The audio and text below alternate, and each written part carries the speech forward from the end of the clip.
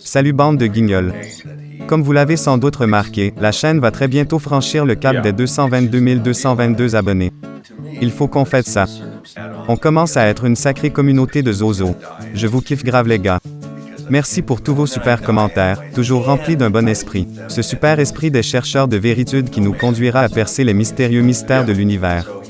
Bref, pour immortaliser tout ça, je vous propose de préparer ce que les youtubeurs appellent une FAQ. Pour les trolls qui savent pas ce que c'est quoi, il s'agit de me poser toutes les questions que vous voulez, et moi, dans mon immense générosité, je répondrai à celles auxquelles je veux bien répondre. Alors je compte sur vous pour rédiger vos questions en commentaire de cette vidéo. Et je vous dis à très bientôt pour de nouvelles réponses sur les mystérieux mystères de l'univers.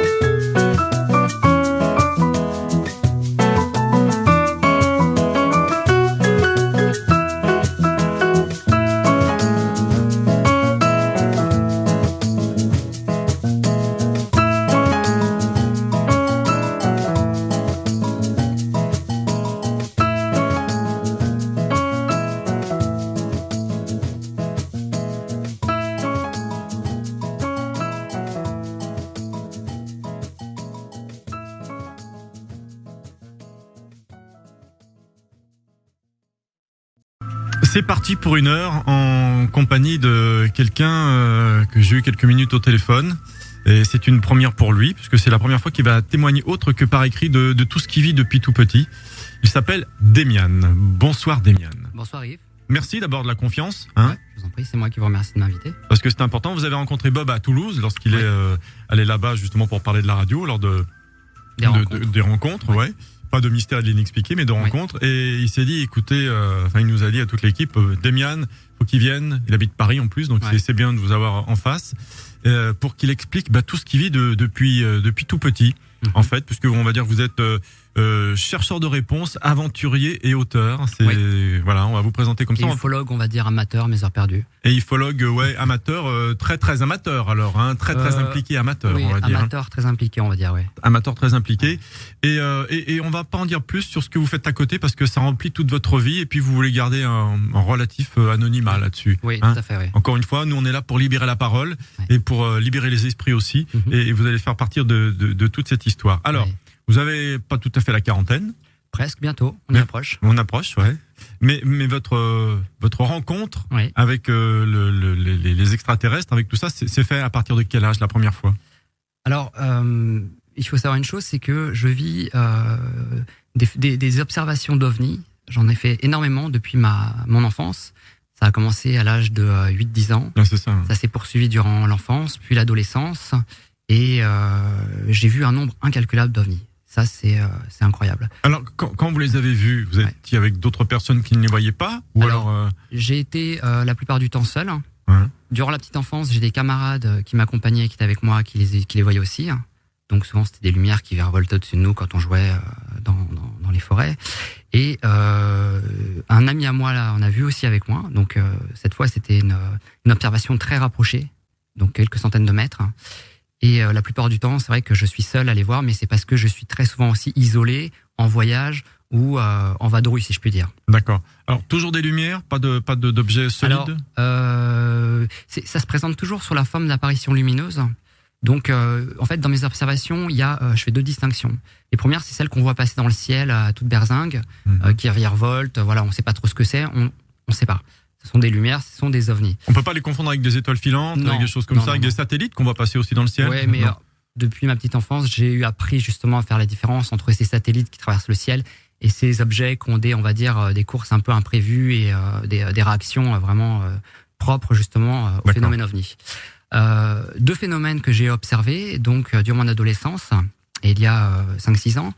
La première, c'était lorsque j'avais 17 ans, j'étais sur une plage et j'ai vu un appareil carrément décoller à quelques centaines de mètres de moi, filer dans le ciel, et ça a été vraiment le choc. Parce que même si j'avais été habitué à voir des choses filer dans le ciel, zigzaguer, là c'était relativement près et ça illuminait en fait l'endroit où j'étais, si bien que il était à peu près 22 heures. On y voyait quand en plein jour en fait. D'accord. Voilà. C'était quoi, dans une forêt isolée? C'était en fait en bord de mer. Bord de mer, d'accord, ouais, bord de mer. Okay. Donc c'était. Il n'y avait pas d'autres personnes qui ont pu observer ce phénomène. J'étais seul sur la plage ce soir-là. C'était gros, c'était comment? Écoutez, je devais être à peu près à 300 mètres peut-être, je dirais, de cet ovni, et ça paraissait quand même assez imposant, assez gros, peut-être la taille d'un autobus, quelque chose comme ça. Ah oui, quand même. Ouais. Une lumière très forte, mais pas aveuglante, c'est ce qui ressort souvent. Alors, on va dire une sorte d'objet ovale, entouré en fait d'un halo lumineux, prolongé par un filament vert, et qui s'est d'un coup a disparu, pris dans un flash en fait d'étincelles. Voilà. D'accord. Sans bruit, sans rien. Ça, c'était vraiment. Ça a été assez intense en fait. Je crois que j'ai eu du mal à rester sur mes deux jambes parce que c'était vraiment près et c'était vraiment imposant quoi. Et ça, c'était la première grosse observation. Et la seconde, donc il y a 5-6 ans, comme j'ai dit. Donc là, j'étais avec un ami cette fois. Et ce qui est assez étrange, en fait, par rapport à... Je fais juste une aparté sur ces opérations d'OVNI, c'est qu'avant que ça se produise, souvent, je sens quelque chose. Vous voyez, je sens, en fait, que il va se produire quelque chose. Je suis incapable de dire pourquoi, d'expliquer comment, mais souvent, ça se produit quand je le sens. Un sentiment bizarre, une sorte d'intuition. Une sorte d'intuition, voilà. Je peux pas l'expliquer. Et donc, j'étais avec cet ami ce soir-là. On était donc là où j'ai grandi, en Seine-et-Marne. Et nous étions près d'un plan d'eau, un lac. Et d'un coup, une sphère est apparue devant nous, comme une sorte de grosse ampoule. Ouais, mais alors, c'était vraiment très près. On était à 100-200 mètres, pas plus. C'était immense. Et donc, cette sphère est apparue comme ça, de nulle part. Hein. C'est pas d'un coup, comme ça. Elle n'est pas descendue. Non, d'un coup. On était en train de discuter. Et d'un coup, cette sphère est apparue devant nous. C'est matérialisé. Ça ressemblait un peu à une sorte de grosse ampoule lumineuse. Mais la lumière qu'elle dégageait n'était pas, en fait... Aveuglante. Ouais, c'était pas l'affaire d'une voiture. Hein. C'était vraiment comme une sorte d'ampoule... halogène, vraiment, qui diffusait une lumière. Qu'on pouvait regarder sans être aveuglé. On pouvait le regarder, tout à fait. Et donc, cette chose, cette boule, cette sphère est descendue, en fait, devant nous, dans la forêt, donc, qui nous faisait face. Et à travers, en fait, les arbres, on voyait encore, en fait, la lumière qu'elle diffusait en descendant. Donc, à ce moment-là, je crois que j'ai eu un passage à vide. Je me suis levé, on s'est levé avec mon ami et on est parti en courant.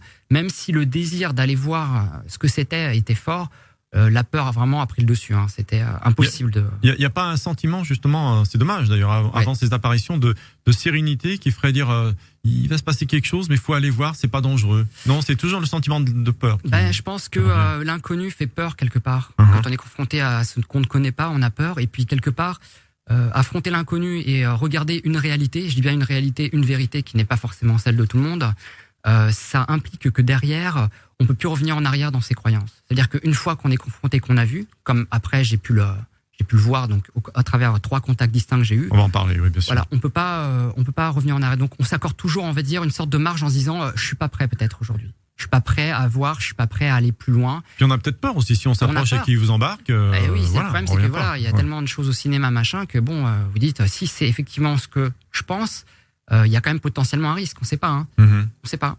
Donc vous êtes parti. Donc on est parti en courant, on a détalé. Ouais. C'était. Ça c'était la deuxième apparition. Pourtant, et il y en a eu une troisième aussi. Il y en a eu d'autres fortes comme ça. Il y en a eu d'autres fortes, mais on va dire que ça c'était les 2 principales où j'ai vraiment eu un contact visuel. Hein. Donc là c'était une rencontre rapprochée. Hein. Et insoupçonnable dans leur réalité, je dirais.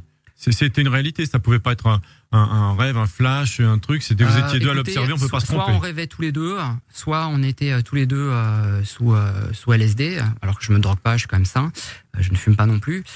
Donc non, il y a aucun doute sur la nature du phénomène. C'est-à-dire que c'est comme voir quelque chose qui se passe dans la rue. On peut pas se tromper. On peut pas se tromper. Bien sûr, d'accord. Et ça a commencé tout petit, ça. Ça a commencé vers l'âge de 10 ans, ouais. Mais bon, vous en parliez à vos parents? J'en parlais tout le temps. Tout le temps. Et on me prenait jamais au sérieux, forcément. Et puis, je me suis rendu compte, quand on est jeune, on est naïf, on a tendance à se confier, à en parler beaucoup autour de soi, et on se rend compte qu'on est vite confronté à des gens qui se moquent de vous. On est marginalisé. On est marginalisé, on est isolé en fait, on est isolé. Et puis quand vous voulez parler de ce que vous vivez, tout de suite, non, c'est ce que tu es en train de me dire, c'est ce que j'ai vu à la télé hier soir, c'est ce qui se passe au cinéma, c'est oui, tu regardes trop la télé, tu regardes trop de films. Donc c'est très difficile d'en parler et forcément ça vous isole. Mais d'un côté, ça vous pousse à chercher vous-même vos